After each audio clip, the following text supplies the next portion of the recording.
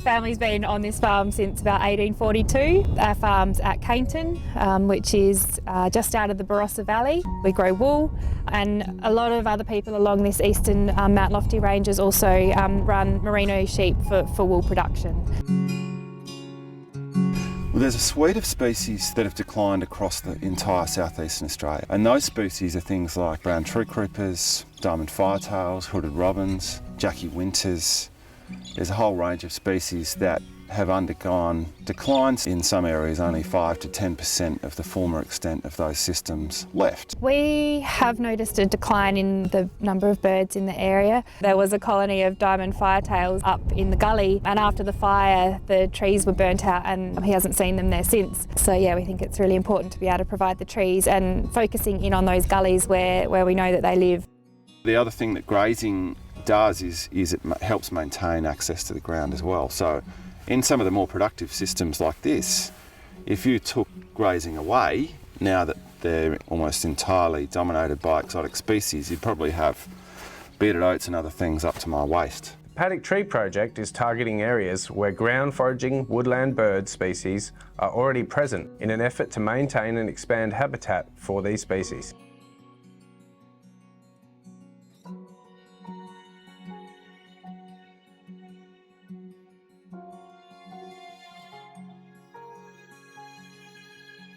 Primarily aimed at providing habitat for the woodland birds that are in decline. I guess as a secondary part of that, the landscape's missing a lot of these big old trees that are also removing from the landscape over time.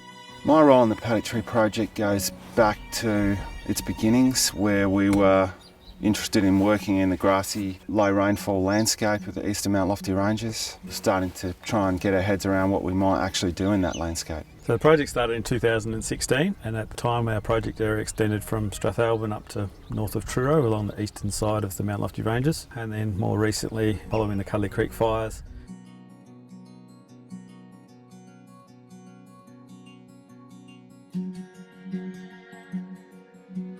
So we're participating in the Paddock Tree Project because we have a real love for our land. Our real focus for our business is to look after our land and have a healthy land so that then we can have a healthy business and improve the biodiversity and improve the habitat for the birds, and improve the soil will benefit not only our business but also the future generations. Bird populations operate over large areas. If you're thinking about a species like a restless flycatcher, they have home ranges in the order of hundreds of hectares. Some things like brown tree creepers, maybe 10 to 20 hectares. So if you want to actually have some sort of impact at a population level, which is what we're interested in, you need to be restoring at scale. There probably hasn't been a lot of recruitment in the last 150 plus years since European settlement. So a lot of the trees that we can see behind us here are probably predate European settlement.